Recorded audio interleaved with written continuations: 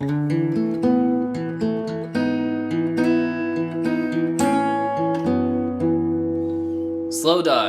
Souvlaki. What's up everybody, welcome to Taking a Break with Kazu, and today I'm reviewing Slowdive's second studio album, Souvlaki. Slowdive is a shoegaze band from England, known for their heavy reverb, floaty vibe, and dual vocal contribution by Rachel Goswell and Neil Halstead.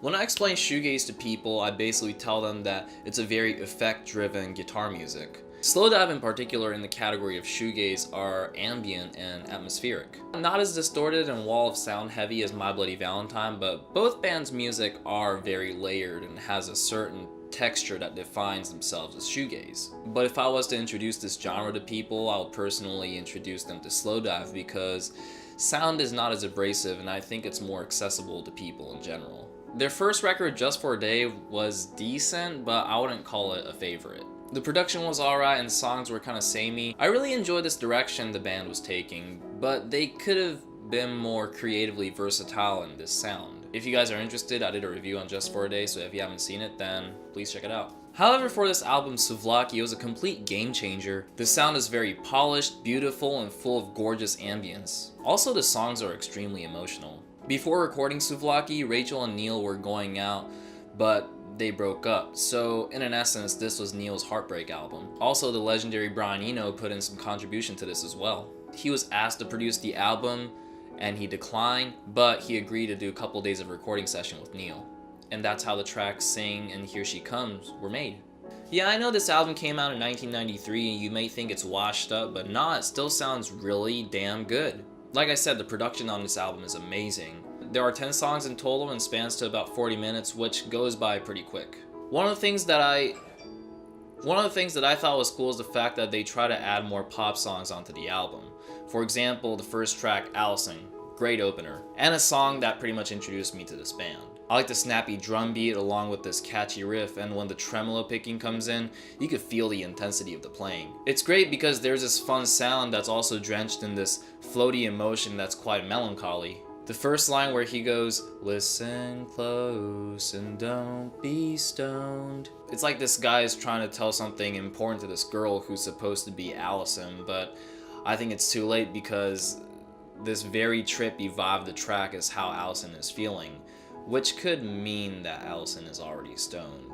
The second track, Machine Gun, is slower, but it flows really well after Alison. There's this glossy, synth-like flanger playing in the background, very atmospheric and beautiful. 40 Days is also another snappy tune that's a bit similar to Alison, but the lyrics are darker. Before recording Souvlaki, Neil Halstead experienced breakup and he was absolutely devastated. So for a couple weeks, he stayed at this Welsh cottage to stay away from everything to focus on songwriting, and this happens to be one of the tracks that he made. The chorus goes, "If I saw something new, I guess I wouldn't worry. If I saw something new, I guess I wouldn't care." What he's trying to say is that if he saw a new girl, he wouldn't even care because he's so infatuated with the one that he lost.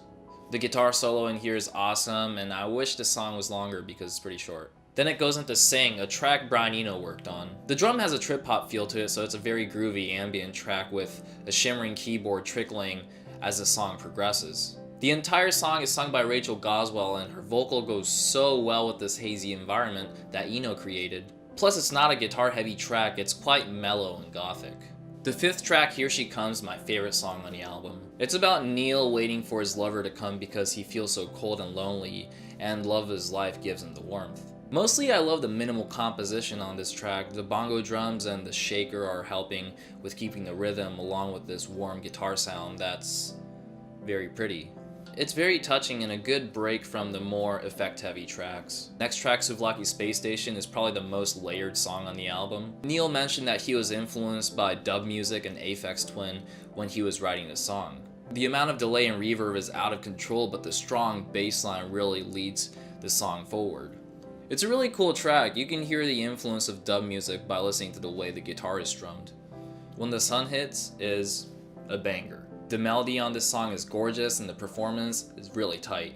It's cool to hear this after an intense effect-driven track like Souvlaki Space Station, because it does feel like the sun came up to open up this track.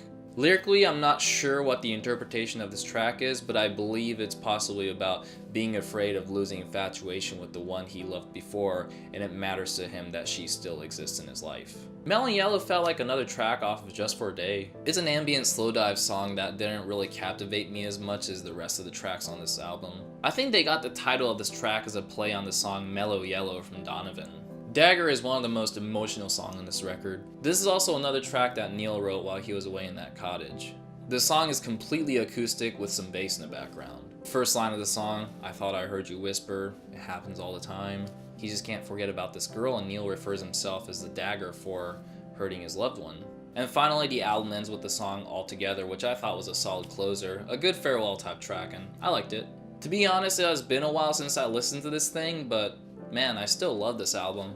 It's so solid from start to finish, and there's such a creative variety in all the songs. There are pop-influenced tracks like Alison and 40 Days, to more ambient-focused tracks like Sing and Souvlaki Space Station, and there are tracks that are more stripped down like Dagger and Here She Comes. When it comes to shoegaze records, it's really difficult to come across an album like this because most of the time it's very guitar-heavy, loud, and experimental, but Slowdive truly showcased the more vulnerable side of this genre, where it doesn't have to be all that distorted.